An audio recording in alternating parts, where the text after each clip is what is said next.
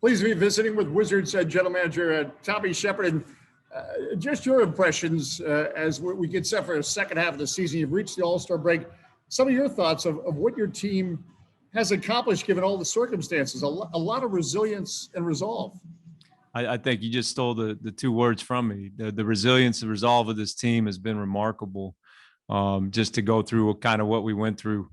You know, you started that the 10th game of the year losing Thomas Bryant, the 11th game of the year losing 6 of your top 8 guys, and then you just kind of go through a fog there for about a good month, and then we started coming out of it. Since the 14th of February, I think we were 7-3, and that's kind of the team we really were hoping to see at the beginning of the season. Obviously, we'd love to have Thomas Bryant be in there as well, but we knew that we were better than our record. You still are exactly what your record is. So we got a lot of work to do. We want to dig out of this hole that we got ourselves into early, but I couldn't be more thrilled with the way that they've stuck together. What Coach Brooks was able to do during that period, just really kind of projecting to everybody the calmness that was needed. And we got health now, and it's time to go. What did you learn about your players during that period? Because it would have been so easy to go into a tailspin, and you went the other way. Well, I think the leadership of Bradley Beal, Russell Westbrook, that really started it for everybody on the team. Anybody that was thinking that, hey, this is too hard for me, I don't want to do this. You just look at the leaders on the team and what they're doing, and everybody just falls in line. I think a big piece of it too, coming back from injury, coming back from some time off, was Davis Bertans. He's now healthy and shooting the ball at a good clip like we expected him to. And then you get these great contributions from people. The unsung heroes are the Mo Bogners and the Garrison Matthews of the world that went out and give us good minutes, and now they're in the starting lineup. And Robin Lopez. I hate naming names because you're always going to leave somebody out, but I think there's just been a lot of fingerprints on that 7-3 over the last 10. A lot of guys helped out, and can't say enough about them. The leadership of Russell Westbrook specifically, because he's new, and there's been some comparisons made to like when Paul Pierce was with our team. That's a special DNA he has, his approach to the game. And Bradley Beal says he's made him better. What do you look at in terms now that you have Russell Westbrook on your team? Well, Russell is one of those guys in the NBA that if you're not on his team, he usually keeps you at an arm's length. So I didn't really know him. I knew Scotty. We have a lot of staff members that worked with him and told me all about him over the years. But I get to experience Russ this time when we made the trade really for the first time and having at-length conversations. And I couldn't be more impressed on and off the floor with what kind of person he is and the impact that he makes in the community, the impact he makes in the locker room.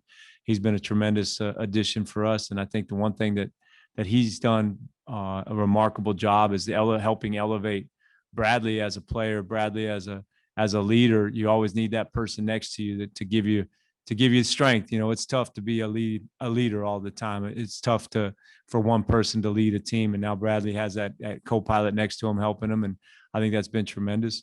One thing I couldn't get over with Russell is just how extremely competitive he is in everything that he does. And, for Bradley to have somebody that's a 9-time All-Star, an MVP, 9-time All-NBA player to download with after every game, that's pretty remarkable. That's a great resource for Bradley and for all of our players. He's been big for Rui's formation and development, and Denny. And I think our young guys really, most of those guys grew up playing him on video games, and now they're playing with him. So it's been a good transition for them.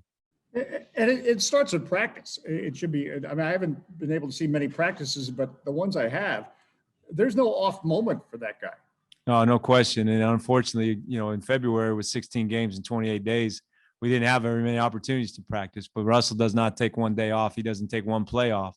And I think that really has been worth its weight in gold for us. Young players, they learn their habits from their peers and what we hold them accountable to. And I think that's been a tremendous opportunity for us this year to be more accountable across the board with our players. And Russell's been a big piece of that along with Bradley. And Brad, we continue to watch get better. It seems every game, and you watched him before he was ever even and drafted. So as you drive away from arenas or go back to hotels at night, what goes into your mind about Bradley Beal's growth? Just how amazing it is to watch somebody from 19 years old to where he's at now and his game evolve, but really without any of he's not somebody that draws attention to himself. He's not a big bragger. He's a doer. He goes out on the floor and performs every night. He brought something every summer back to the floor in the fall. we always talk about, we'll know what you did in the summer by what you do in the winter. And he's improved every summer, brought something back ball handling wise, step back three wise, deeper threes now, and working on his post up game a little bit. Those are all the matriculation of a true pro. And Bradley, each year he's added to that. Now he's leading the league in scoring, and really he you never want to say it's easy, but he makes it look easy out there. He knows he picks his spots. He's very, very hard to guard. And I think he's just a tremendous scorer in the league. But I look at, his ability to defend now, and he's really raised that up a level over the last 10 games. I think we cracked into the top 10 over those 10 games. We're getting better defensively, and a lot of that's just him and Russell doing a great job in transition. So watching Bradley as his growth as an NBA player certainly has been extremely exciting and rewarding for me. But watching him now, he's an all NBA player. He's one of the very best at his position in the league, and an elite player. That's been really gratifying. And it's not cliche to say that this team is about a collective effort. Every night, Isaac Bongo will get big offensive rebounds in the second quarter, and you could go right down the list. So as you said, you hate to talk about list players because you could list them all. We could spend the next hour talking about how they're contributed in games. But I do want you to get the comment on the Garrison Matthews story, because he had fans going into Google Overdrive last year. Nobody had really heard of him. And you've been in this business so long, to go from, what school did he go to and where was he from, to starting in the NBA, making NBA one thing, but actually starting in the NBA and contributing, that truly is an incredible story. Well, Garrison, when I became the GM, we kind of revamped a lot of our draft process, and we installed what we were looking for, the competitive gene.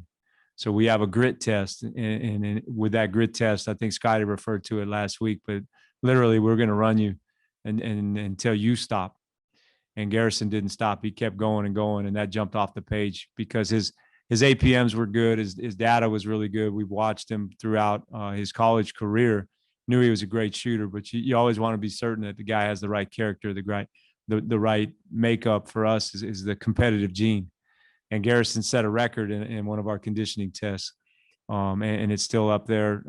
And I think he's going to be somebody that what he brings to the team from a grit standpoint is exactly what we needed defensively. He's always challenging, but he can make shots. With Russell out on the floor, you want to be able to spread the floor and have shooters out there, and he's been able to do that for us. And it's neat. Obviously he's a two-way player. That's not going to be that way forever, for sure. But we were very proud of his development and what he's been able to do.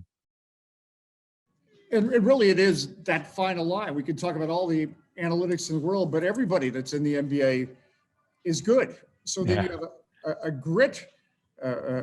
Would you call it a grit factor? A grit test, yes, sir. A grit test, but that may exemplify how hard it is your job to find these players that'll separate you, and how competitive is, I guess I should say. Certainly, in the way that the payrolls are constructed anymore in the NBA, there's a lot of people at the top making a lot of money, and everybody else, it's hard for that money to get spread around, whatever's left over. And Garrison is a guy that we always talk about, find those guys that can outperform their contracts. He's done a great job with that this year, of a guy that's on a two-way coming in and just showing every day that he's going to be a factor for us. We can count on him and his contributions to the game. So with that in mind, he's somebody who certainly is part of our future. But I continue to stress to him every single day, you've got to act like it's your last day in the NBA. And that's where you really find your edge. When you go out there and you know how hard it is to work your minutes, to get minutes.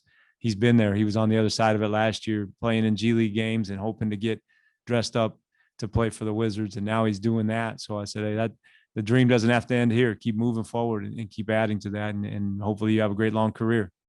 We both want him to pay a lot of taxes, Dave. We could use that income. Yeah. What's your gut feeling now going when we return to play, from what you've seen? And I emphasize team because, again, it's three centers playing in one game or whatever. Yeah. This seems like a special, unique collection of players that we've enjoyed over the last couple of years. So based on that, what do you see going forward?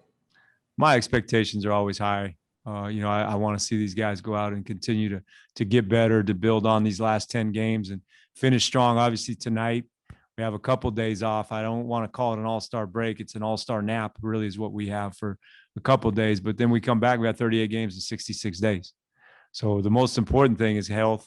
The most important thing will be able to have active rest and really to be able to implement scouting reports on the fly, because there's going to be a lot of games packed in and not a lot of practice. So we're going to rely on their professionalism. I think we have that.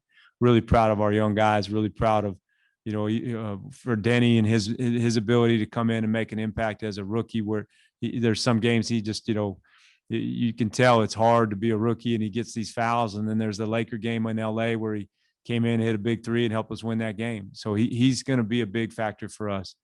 And in the second half of the season, I expect to see him get more involved offensively. He makes good decisions. We got to put him in more DHOs, more opportunities to impact us offensively. Defensively, I think he's always going to be able to guard several positions. He can be able to rebound.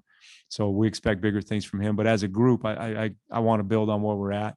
I want to see Rui continue to guard 1 through 5 and be a better defender. Collectively, I think we need to be much better defensively, much more sound every night. And a guy like Robin Lopez came in, he's really helped us. And it doesn't show necessarily the statistics. He's not a double-digit rebounder, but what you notice is he boxes everybody else out so other guys get rebounds. And here comes Russell, and he comes in, sets the franchise record in triple doubles, and we're not even at the break yet. I know Big O had 181. I know Russell's at 156, somewhere in there. I never discount anything. Watching somebody get a triple double is a very rare treat in the NBA, and we're blessed to see what Russell's done here in such a short time. And you just listed so many players. The fact that so many players have had their hands on the wheel, so to speak, in this season. You just mentioned 38 games in 66 days. That probably should serve you well because everybody's felt involved. I have high expectations of Troy Brown in the second half of the season. I know Isak Bonga, those guys, when they're called upon, they'll go out. I remember Troy when we beat Miami down in Miami, and he just stepped in and helped when we had some injuries. Russell was off that night. Russell playing in second game back-to-back now, it limits some opportunities for other guys, but it just have to have that next man up mentality. We'll get Ish Smith back in the second half of the season. That'll really help our depth and our ability to guard. And so there's a lot to look forward to, certainly. And I don't like guys looking back and talking about games that we should have, would have, should have, could have. Those games are over. We're not get them back, but learn from them. We learned the other night in Boston, that game, we were up 5 under a minute. You got to close those games out. And we have the scars to prove it. That one really hurt, but that one's over. And we can't have any carryover from that. Just learn from it. Tommy, as always, appreciate the time. Diamond Dave, you're the best. You're still undefeated. I checked your record. You're still undefeated. It's very impressive. Have a great one. It's good to see you.